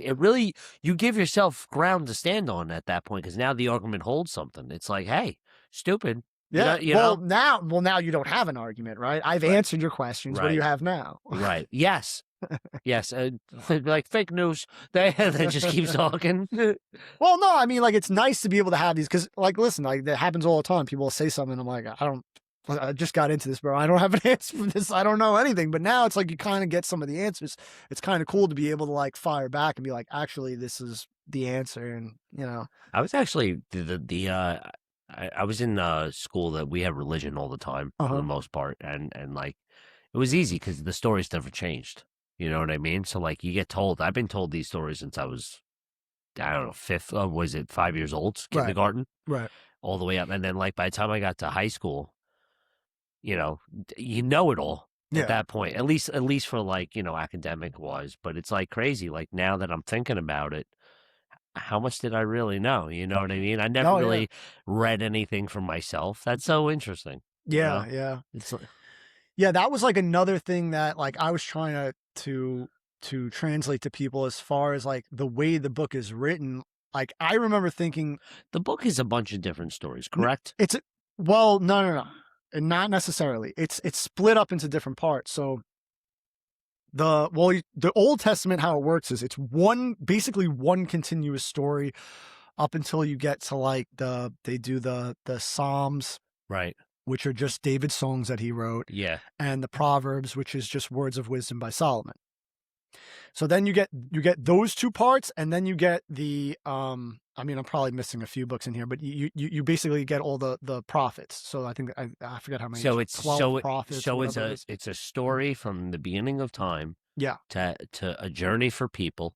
It's a group of people that God chose, essentially, right? Yeah. Adam and Eve, right? Yeah. And their lives, and intertwined are stories and lessons on how to live life based off of other people's mistakes. It's not as much as that. It's basically a story of what had happened and the accounts of the people who wrote it, as far as showing. I mean, it's not written as to really teach you as much as explain to you what had happened. So it's more like you're extracting that stuff yourself, more or less. Like at no point are they going, and this is why you should not, like, you know what I mean? Like, it's not. So, all right, now it's written as a story. That's it. That's it. Okay, understood. Yeah. Well, all right, so now you have the songs, the Psalms. Yeah. Bullshit. I don't like the Psalms. I actually didn't. I skipped them because they weren't part of the story. Yeah. When I read it, and I actually probably shouldn't have did this. I don't know. I guess it doesn't matter. But the way my sister, who had already read the Bible, she was like, listen, she goes, the Old Testament isn't written in chronological order. It's written in parts, but you can read it in chronological order if you look up how everything was written. Right. So I was like, all right, I'll do that. How was that? Thinking that was cool. But like, well, that's the problem. Then you lose how they put the Old Testament together, as far as like they obviously did it in those parts for a reason. So like the prophets are kind of like scattered, whereas like now I'm going back and forth from prophet to the story, back to another prophet to the story. What did that do though? Made it very difficult. Yeah, it doesn't sound because the prophets aren't part of the story, really. All the prophets do is talk about what God tells them to tell the people. The only prophet that actually has stories in it is Daniel. Okay, so wait a minute. So that's after the Psalms. So the way the Old Testament is written is you get the whole story. Got the story. You get then the Psalms, the Proverbs, and then you get the prophets. What's the Proverbs? The words of wisdom from Solomon. What are those? Are those more stories to teach people lessons? It's not stories though. They're kind of like metaphors. You know, a penny today is $1 tomorrow. It's a metaphor. Yeah, it's words of wisdom. Like they're little like blips of how things you could do, how to live that'll help you in life. Yes, right. Live a just but there's life. No story. Right. You know what I mean? It's just if you do this, you'll get this result. Yeah. It's not really believing. It's not. There's no faith involved, really, is there? In that. What do you mean? There's no faith involved? Well, do you know the story of Solomon? Solomon was the son of David. Okay. So yeah, the story about Solomon was he was very, very. David had raised him to be very, very faithful in God, like super faithful. So God at one time came to Solomon and said, "Listen," he goes, "You've been excellent, extremely faithful to me. Yeah. Put all your trust in me. You name one thing and I'll give it to you, whatever you want. Name one thing, I'll give it to you right now." What does he ask for? He asks for wisdom. Okay. What happens? God makes him the wisest person to have ever lived. Okay. Because he asked for that. And because he asked for that instead of a material item, he gave him every material item he possibly could. So he made him the richest king to have ever lived. Really? Yes. Really? And the most successful king to have ever lived. He won every battle. Really? Yes. And when did it... Is there a downfall to the story? Towards the end of his life, he started worshiping false idols. Okay. He turned away from God. Right. They never tell you why, though. All they tell you that he was influenced by his wives. You know, they were allowed to have 30 wives. Let me tell you, man. It seems like, I don't know, you say you take what you get out of the stories, you draw from it, but it sounds like women are the devil. It sounds like yeah, I don't know. It's kind of the odd part. Cain, but... You said Cain, right? Killed his brother? Cain killed his brother, and then went and found a what? A wife. Right. Yeah. Right. Like that was his punishment. You understand? You see where I'm getting now? Yeah. Yeah, so basically he wrote the book of Proverbs as being the wisest person who have ever lived to help everybody else through life, basically. So I didn't know that's how, People, I mean, listen, I actually skipped. So the whole thing was, like I said, I'm going back and forth. Psalms is right after the story of David in chronological order because he wrote Psalms. Right. But I still had more of the story. I can't go from reading the story to like, okay, now we're going to do some songs. I'm like, nope. I'm like, I got to go back to the story, bro. Is there nothing good about the song? Like, I don't really know too much. I know I used to sing them in church. It's poetry. It's, you know, it's... Does it have meaning? They have meaning. There's meaning to them, and there's a little bit of story, and there's all types of stuff. You know, it's like songs today. It's just they're written differently and much more poetic, and they're most of them are about God. But like, all right. They're not bad. People, I mean, listen, like there's Psalms about a lot of different things. He wrote a lot of. I mean, the Psalms it's like 80 pages. Why did they call it Psalms? Why do they call it Psalms? Why do they call it Psalms and not like songs? I don't know. I don't even know what the word psalm means, to be honest. I'm guessing it means something like a song. Make sure you ask him that for me, please. Hey, man, why not? The rest of America wants to. Yeah, I don't know. Yeah, and then like I said, then they do the So the way they actually put the Testament together was they did the story, then they did the Psalms, Proverbs, and then they did all the prophets, right? Yeah. So when I was reading it, I was kind of like skipping over the stuff to get to which I guess I think it would have been better if I read it the other way because I would have finished the whole story, and then maybe I would have been more influenced to read the Psalms, Proverbs, and really get into the prophets rather than just kind of skim through them or skip through them because like I wanted to get back to the story. You know what I mean? Right. So I actually think it wasn't a great idea to do that, but whatever, it doesn't matter. And I'm doing it. That's another thing I started on the channel was I started doing a Bible study for the book of Isaiah. Okay. Because I really skimmed through the prophets and didn't really dive deep into them. I wanted to get a better understanding of them. So now I'm doing a chapter by chapter Bible study on the book because the book of Isaiah is the biggest prophet book and it's the first one. They start with the biggest ones and then like you'll have, I think it's like 5 big prophet books, and then the rest of them are like very tiny, like a couple pages each. Okay, nothing too crazy. No, yeah. All right, so now we're at this point where like you hit the wise words from Solomon and everything else, right? And now we're at the prophets. Each prophet has its own type of, I guess, accounts and stories and wisdom to share. A lot of them is not stories. Daniel has stories, like, you know, the whole story of Daniel is thrown into the den of lions. Like, Daniel has stories, but most of the prophets are just them relaying messages. So, like, what's the messages? What can you give me an example of a message? Sure. So I'm doing the book of Isaiah now. So, like, what he says in the book of Isaiah is like at the time. I mean, you'll see this when you read the whole story.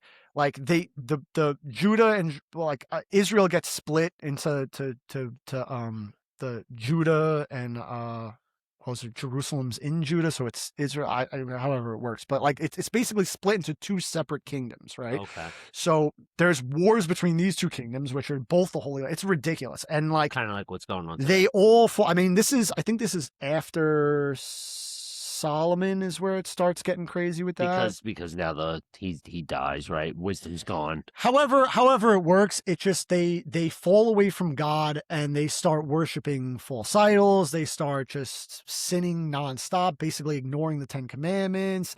So like God's basically carrying this burden of like everything's going haywire. I don't know what to do. So now he's like, all right, I'm going to make a prophet, and maybe he can get to tell these people like how I'm feeling and what they should do to fix the scenario or whatever.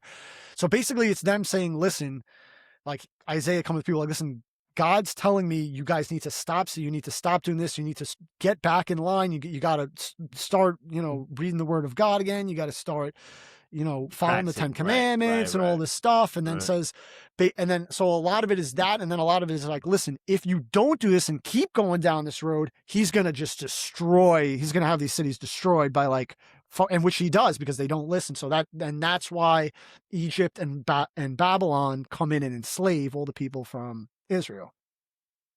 That's God's letting that happen. Wow. Yeah. That's a wild thing. So he basically says this like in so many words, like, listen, you guys if you don't do this in the future, you're going to be slaves. He goes, but if you do decide, or whoever does, even if it's, the idea is like some people are still loyal to God. Like the people who are, you're going to be blessed by God. In the end, you're going to go to heaven. You're going to have all the riches you want and all this stuff. So it's a lot of it is just a back and forth with that. At least in Isaiah so far it is. But a lot of them are kind of like the same type of thing, kind of. Yeah. You know what I mean? Okay. Isaiah is important because Isaiah is like the biggest one, but it's also important because he predicts Jesus Christ. It's the only part of the Old Testament where he says God will send his son. He will be crucified, and on the third day he will rise. That was the first time of the account of the story. It's the only time in the Old Testament where anything referencing Jesus's coming is in the Old Testament. It's nowhere else. That's really wild. Yeah. That is interesting. I think they said that like they say something in the last prophecy that you can kind of interpret it as, which is Malachi. I think kind of says something like that. What did he say? I forget, but I know that a lot of people try to say that Malachi kind of said something referencing that God's going to send the son. But I think in Isaiah is the most prominent part where like you can't deny like this is the story of Jesus Christ. He's telling you right here. Like, or at least, what I mean? Yeah, that's fucked. 500 years, 600 years before. No, more than that. 700. Yeah, it was 700 BC, 700 years before. Damn. Yeah. Who put the Bible together? I believe it was a collection of high priests at the time. From where though? That's that I always wondered. Yeah, I think it wasn't even really put together until 300 or 400 years after Jesus Christ died, right? And what version too? That's the question, right? Because apparently there's. What do you mean? There's different versions of the Bible everywhere in theory, right? Well, there's different. Like there's the Ethiopian Bible, which is that actually has the Book of Enoch in it, and there's other books that people say like they know that are a real book that are true, but they just weren't chosen for the canon because there wasn't a lot. They're good for historical knowledge, but they don't really fit in the line of talking about Jesus or God or whatever it is. See, that's wrong. I think that's wrong. If it's an account of it, it needs to It's an account of the time, and it kind of relates to it, but doesn't really fit. I don't know. That's what I'm told. I really don't. Listen, we're talking about people who chose what should be in a book thousands of years ago. I have no idea what these guys were thinking. But a lot of people say the big question is why they not discredited, but chose not to put the Book of Enoch in that canon. Like people can't really explain. It doesn't really make sense because it hits all the marks that you would want it to hit to be in the canon. Right. You know what I mean? Right. So for them to sit and say, yeah, listen, this doesn't. Well, the other thing that comes into play too is you have to remember we're not really just talking about Christians making the Bible because the Old Testament is Jewish literature. Right. So, you're talking about the canon had to be put together where like the Jews decided, all right, these books are going to be the Old Testament. You've got your New Testament that the Christians are going to create, and then we're going to create this together as a Holy Bible. So, could the Christians have said, okay, give me that. We're just going to add this in. Sure. But if the Jews don't celebrate the New Testament. No, but this is my point. I'm saying if you're a high priest in Christianity and you're going to say, okay, give me your Old Testament. I'm going to put it together with our New Testament we put up. And they left out the Book of Enoch. They might have just trusted them. Oh. They left it out. Okay, well, that's their version. Bread and butter. They should know what goes in and what doesn't. I trust them on the Old Testament. So then you would say, okay, well, then why didn't the Jews want the book of Enoch in the Old Testament or something like that? It depends on how you look at it. Like, you know what I mean? Yeah. Either way, it's dishonest and I don't like it.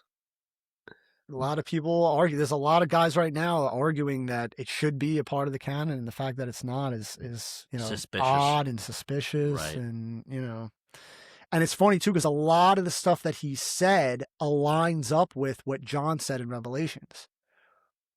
Really? Yeah, because John in Revelations, that was they brought him into heaven. Right. They showed him the throne of God and all that stuff, and they did the same thing with Enoch, except that Enoch was written before Jesus Christ was born. So you're talking about this was written hundreds of years before, and what John wrote in Revelations it matches almost exactly. Is there no way that this man read that document before writing it? Oh no, he could have 100% did, but oh yeah, I'm surprised. I would imagine. I mean, I don't know. Well, that's the thing. It wasn't part of the Jewish text, or wasn't, I guess, part of their normal text, I would think. There's so much but who knows? Even at that point, who knows? It was out there, right? Right. It was written before Jesus Christ. I mean, what was you don't know what was around. But a lot of the things, what you know what I'm saying, is even like when you read, like if you watch, like they'll explain it. If you watch the show The Chosen, which is about the life of Jesus Christ, like his disciples, they couldn't even read or write. Right. They were like the worst. The Gospels were written by scribes that they had to hire to do that. Right. So they basically sat in front of a scribe and told them stories, and they wrote it down for them. Okay. I didn't because know they that. couldn't read. Matthew could, but the rest of them couldn't, right? Or I guess John could. I know Mark is a scribe, and Luke is a scribe. They weren't disciples; they were both scribes. Mm.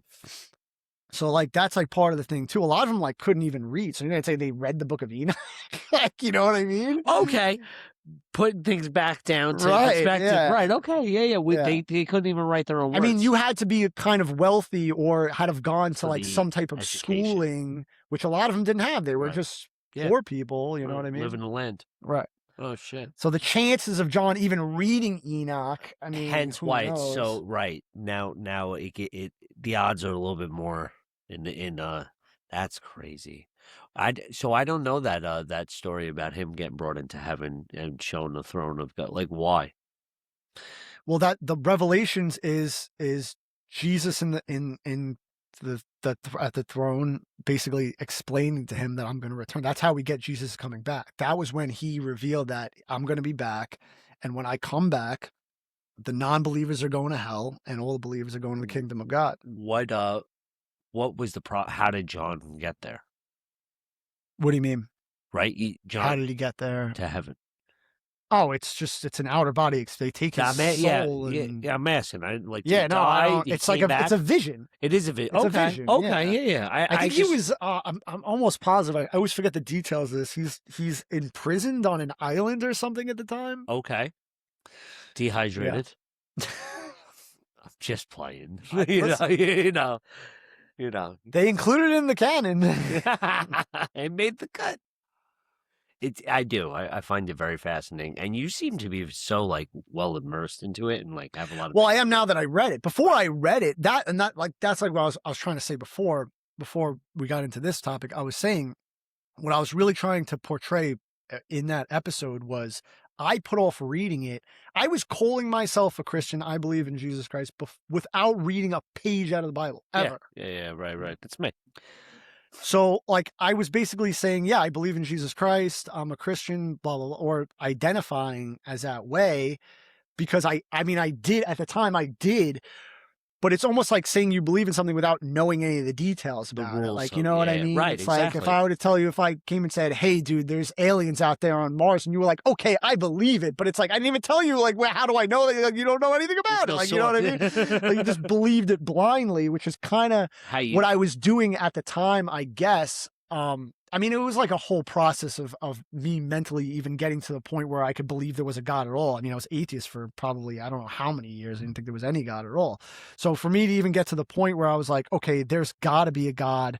It's got to be Jesus. Like, this is like whatever. And then what I was trying to say was I put off reading the Bible just because I thought it would be such a painful experience as far as like it wouldn't, I would have no interest in it. It would be boring. I wouldn't be able to pay attention. It would be hard to read. I wouldn't understand the wording. I would get lost. And I was like, all these things are running through my head. I'm like, I don't want to read. This is going to be the most uninteresting, boring thing. Like, I just don't want anything, and I just put it off forever until finally I was like, all right, let me start with like the easy. I'll do the Gospels, and then I'll work my way through the rest of the New Testament.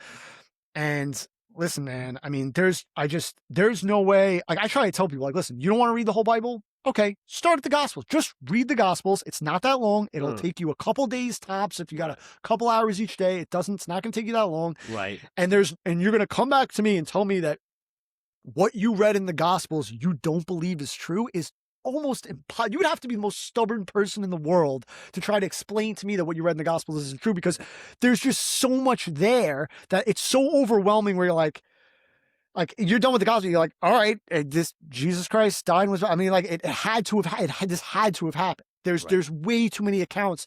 There's too much going on as far as like, there's so many witnesses, so many people, so many stories that are backed by so many other people, right? Like the Gospels are 4 accounts of the same stories over and over again. I mean, and they're different, and there's some others added in. I mean, like, to the point where if you were to read just the Gospels and then just come back and be like, yeah, I don't believe it, I wouldn't even believe you. I think you were lying to me. I'm like, I think you believe it, you just don't want to admit it. I believe that you didn't fucking read it and you're lying. Or you didn't read it, right? I mean, like one or the other.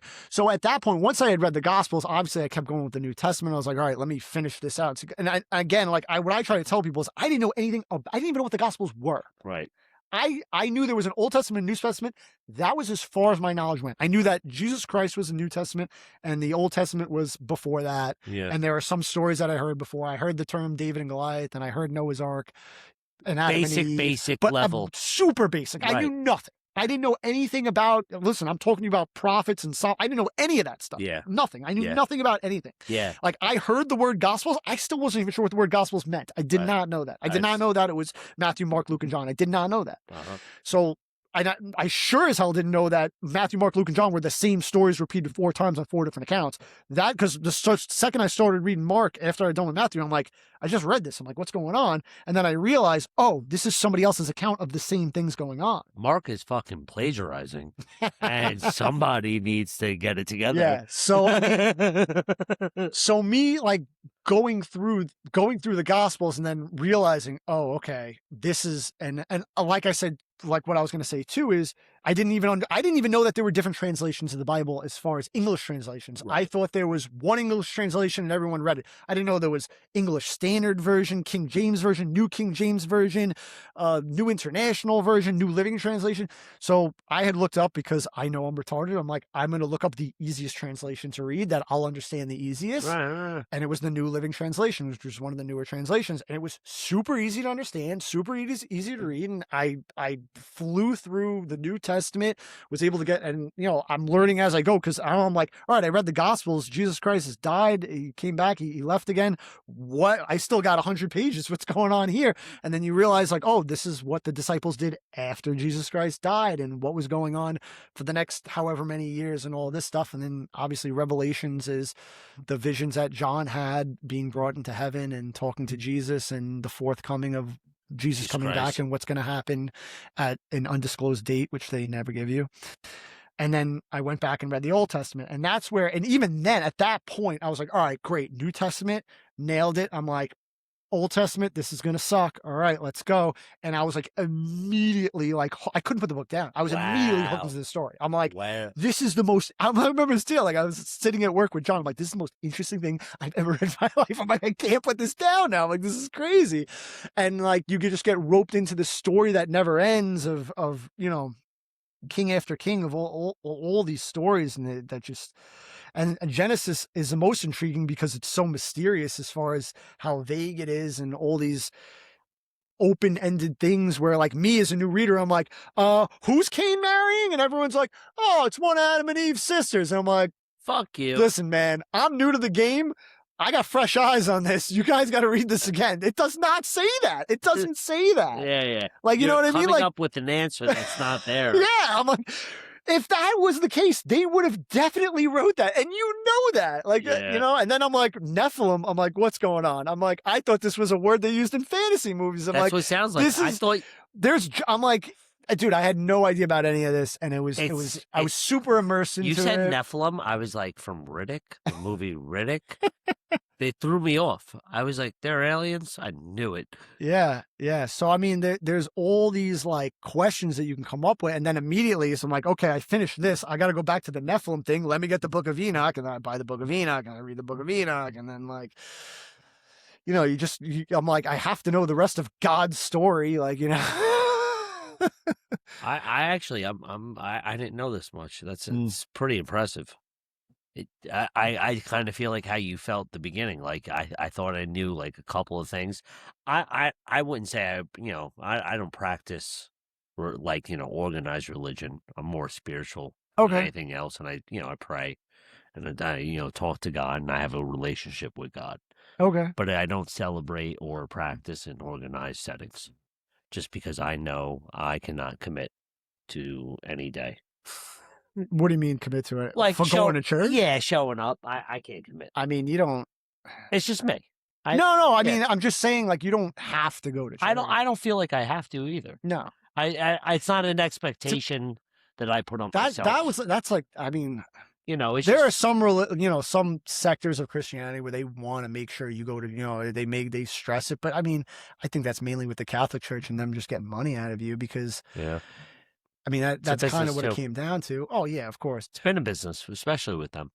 Yeah. Paying what, well, I forget what you call it, that one story. What days? I can't. You know what? My memory's a little bit more fogged than I thought. You would have to pay to get your sins forgiven. They would do it in the church. Well, you would have to pay to go to heaven is what they would do. You were buying it. That's what they did for a long time. The Catholic Church was known for that. Oh, that was really? like an outward thing. Like, yo, just you give us the money, well, you're good. Like, they still got that program. But it's just so funny because it's, to be like a middleman between somebody and God is just such a crazy concept to begin with. It's like the whole point of Christianity is you're supposed to have a personal relationship with God. Right. It's like, yes, going to church is great, but like, you can't go. Like, I know plenty of very, religious Christians who they don't go to church and whatever. I don't think it's necessarily like the actual environment. I think it's more the people that are there. Well, it's, you know what it is? It's supposed to be good in a lot of different ways. It's good in a community aspect because you're putting yourself around a lot of like-minded people. Right. I see value in that. Yeah. I see value in that. I'm not taking away from that.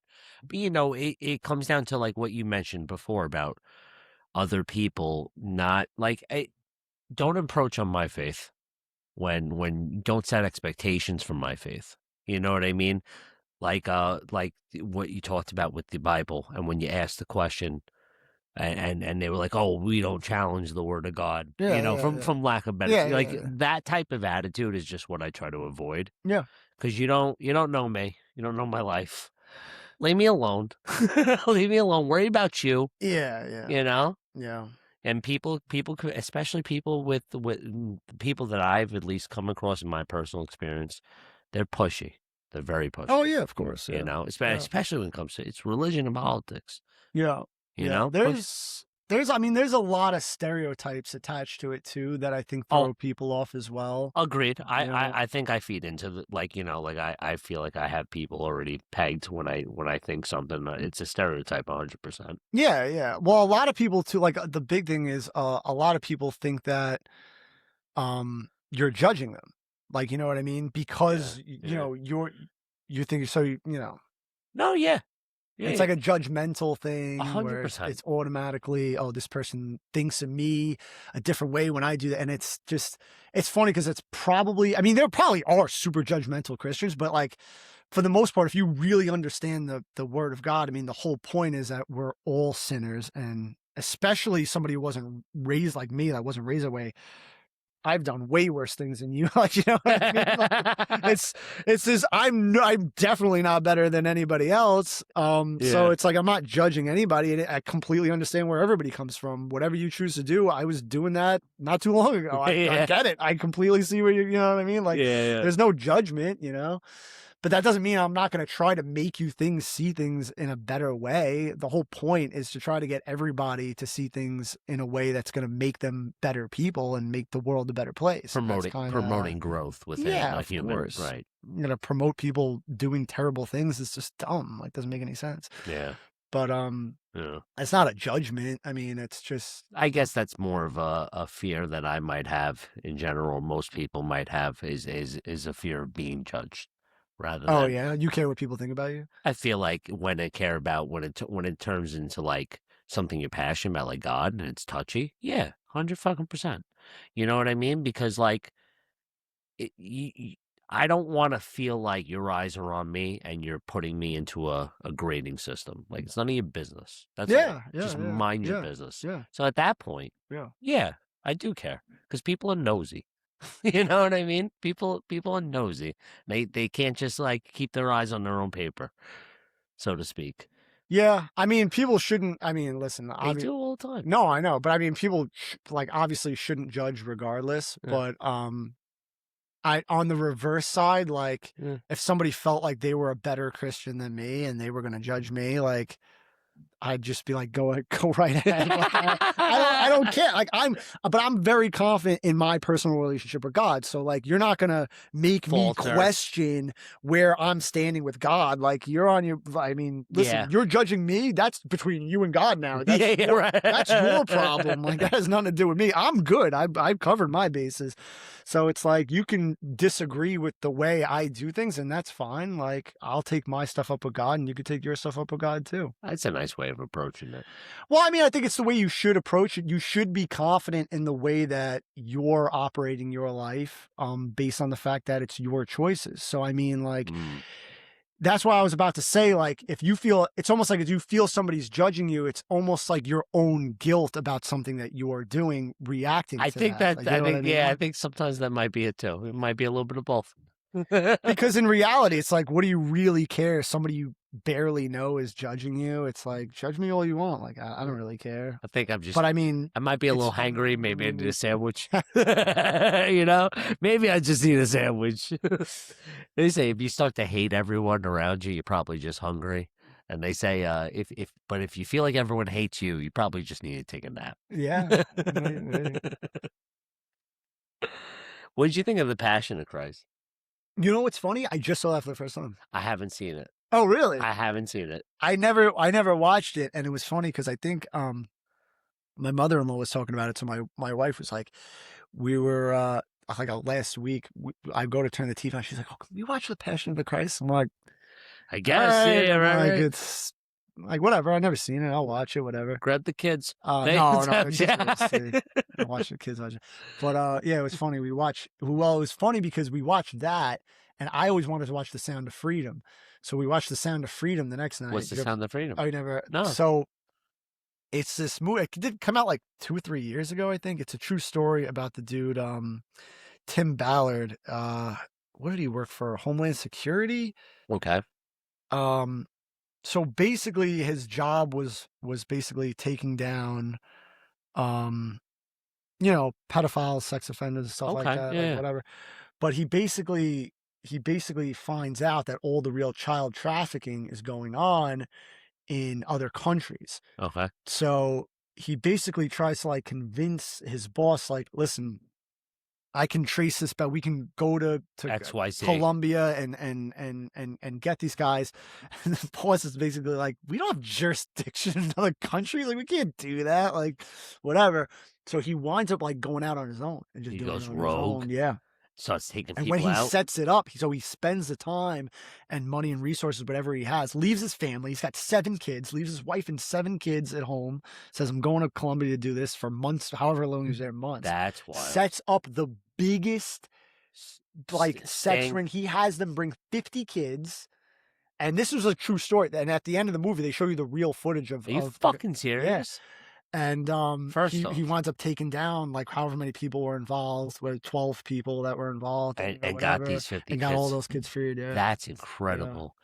First off, what wife would let a man? That's what I said. It's so funny the way they depict the life in the movie. He's like, babe, he's like, I think I have to do this. And she's like, I want you to do it. I'm like, don't you have 7 kids? I'm like, this is crazy. One wife, I have 2 kids. My wife wouldn't let me go away for a day. I couldn't leave the house for 12 hours.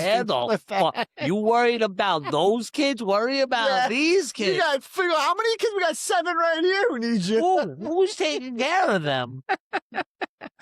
That wild. Say the movies. You just can't. True story or not. It's supposed to be a true story. I know. It was a great movie, but the funny part about it was, off the rip that's a fake story. The guy who plays Jesus Christ in The Passion of the Christ is the same guy who plays Tim Ballard. Oh, that's weird. That's weird. Yeah. But I knew that from before. Oh, okay. So you weren't thrown off? But my wife didn't. Oh, so she's just looking at Jesus the entire time? She's like, no, I think I had said something when the movie started. I was like, oh, and this was Jesus in Passion. She's like, what? I'm like, she saw Passion first? It's 20 years apart, right? No, but like when you were watching it was with like her? The next day. We saw Passion of the Christ, like the next day we saw Sound of Freedom. Yeah. Okay. Jim Caviezel, he's he died for our sins and he saves the kids. It's so wild. Yeah. I'm gonna check it out. I was thinking about it the other day. It was Mel Gibson's film, right? Yeah, Mel Gibson made Passion of the Christ. He's actually making the Resurrection movie now. It's supposed to be coming out soon. He got a lot of smoke for Passion when it first came out. He got a lot of bullshit. I was gonna say I don't really remember it too much. I must have been like 12 at the time. Wow, that's so great. I remember it was like a huge issue. I remember there being a lot of talk about it, but I don't remember exactly what the issues were. Oh. Why do you remember? What was what did they have a problem? Well, I'm going based off of like what I remember having conversations with my mom. Pretty much. It wasn't like historical accuracy, was it though? I think they were more upset, from what I gathered, about the gruesomeness of it. Yeah, it's very. So like they were like I think that was what the outrage was. It was like someone made a statement. It was like, we're not supposed to remember this for how bad it was. It's they wanted it. They didn't want it to be glorifying the worst part.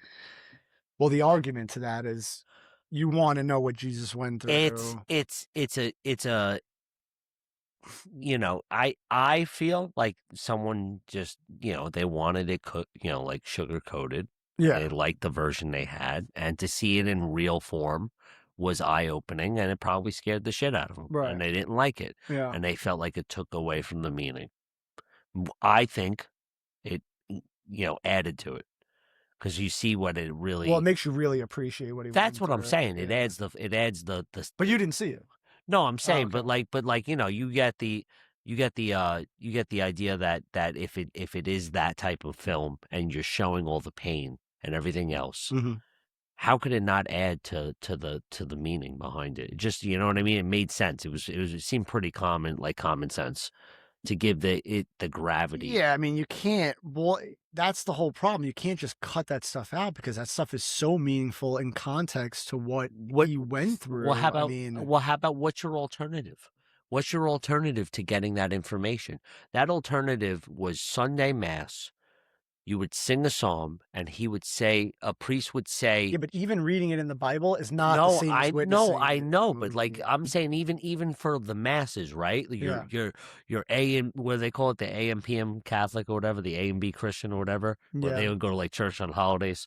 Yeah, you know what I mean. But like, that's my only platform for that information. So like, it gets brushed over in a sense. Yeah.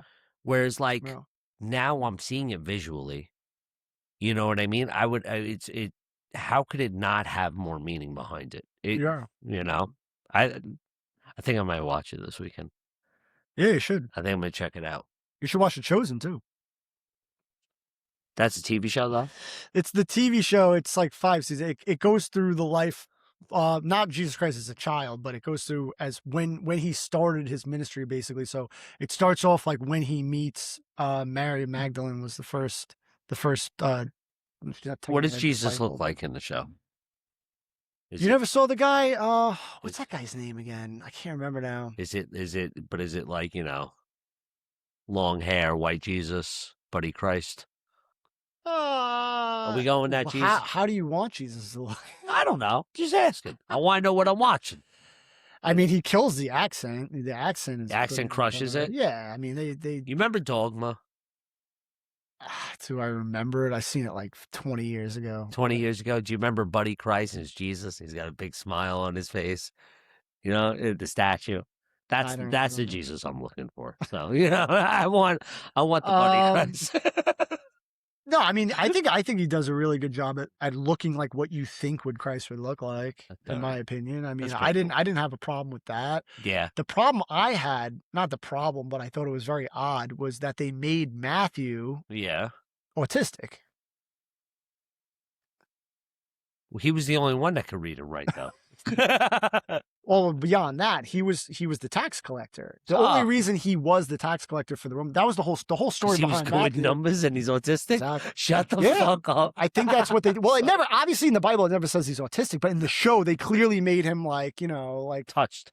Yeah, like there's something like clearly you made him like autistic. You didn't need to, but I guess you thought it fit his character. Like I don't know. He's good at counting, but he's got special. Like, obviously, they don't mention in the show because there's no such thing as autism.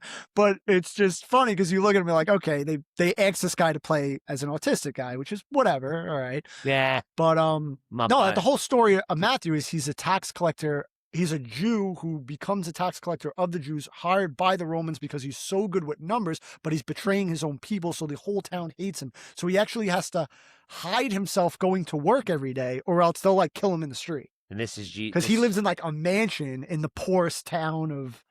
That's wild. So Jesus, knowing this, obviously makes him as a disciple. When the whole thing is he's passing by him in the tax collecting. Or he's behind the bars in the tax collecting office, and he goes Matthew, and he looks at him and he goes, "Come follow me," or whatever he says. And Matthew quits his job, and the Roman's like, "What are you doing?" And he's like, "I'm leaving." Yeah, but he had a stack of money, right? He was fine. He actually, what do you mean he had a stack? Well, he was loaded at the time, but I think he winds up giving everything away. He gives it away. Yeah. Jesus. But I mean, it wasn't his. I mean, he was basically taking money from what the Romans were doing was illegally collecting tax money from the residents there. Right. And then they're saying, okay, this is the money. Okay, here you go, Matthew. And taking a pile of it and giving it. So he's taking money from his own people. Right. You know what I mean? I got it. And Jesus is George Clooney in Ocean's 11, and is like, boom, we got the money for the heist. And he saw Matthew. He goes, no, autistic.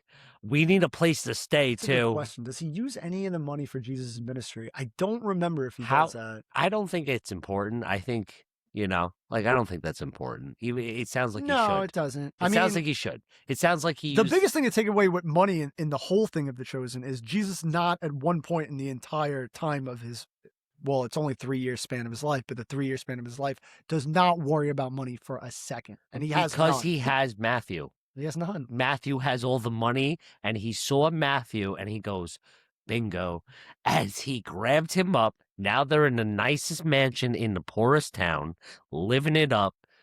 Jesus grabs him. He grabs, the prostitute. He's having a good time. Yeah. I'm telling you. Yeah. We got to look at this from an Ocean's 11 view. And Jesus was working it. And I think things are going to come a little bit more clear on how he was able to function rent-free. Yeah. Listen, you told me that in 2 seconds. I go, I know exactly what Jesus was thinking. He went autistic with numbers, a lot of money. I'll tell him I'm God. Come here.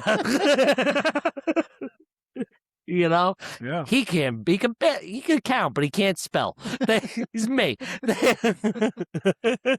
Yeah. That was the only thing I thought was weird about the show. Other than that, the show seemed to be pretty much on point. That's pretty cool. But I thought it was funny that they made him autistic. It's so fucked up. It is kind of, but I mean, I guess it makes sense, but it's also fucked up, but it's fucked up that it makes sense. That's the problem. It's a fucked up thing that you're making me put the dots. I didn't watch the show I would have loved to like watch the show from the beginning and been in like those forums like, hey, what's up with Matt?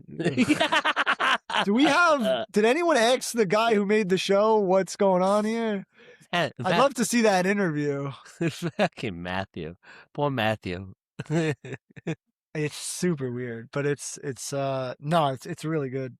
If you could check that out, you can check that out. And then House of David is amazing. Yeah.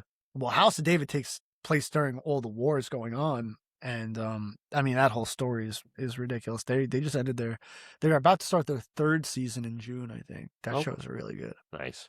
The whole David and Goliath scene That It's ended coming the up. first season. No, That ends that ended the first season. Yeah, because well, he's still a child, really. Okay. That's like the beginning of his life when Really? David and Goliath thing. Yeah, he becomes king after that. Right. Well, not even right after that, like long after that. Like there's a long... there's a spirit. There's a stretch. Well, yeah, because like the story with David is like he stepped up for that battle. Nobody wanted to fight Goliath. Right. He had so much faith in God that he said, "No." He's like, they believe in false idols. We have God on our side. I'll fight Goliath. Like God. How old was he at the time? If I had to guess, yeah. Well, like 12. You know what it is? In the story, when you read it, you think he's even young. Yeah, I was going to say 12, maybe between 12 and 15. He's got to, I think in that range, right? Because you got to have like some muscle mass to throw the slingshot with the rock. Yeah. There has to be some. He's I would say maybe 12 to 15. That sounds about right. And then the whole thing with that is King Saul, it gives him his daughter after that because now he's basically hailed as like, he saved them or whatever. Saul being the same one that turned to Paul later on? Is that? No. That's after, that's New Testament. That's okay. I'm crossing them.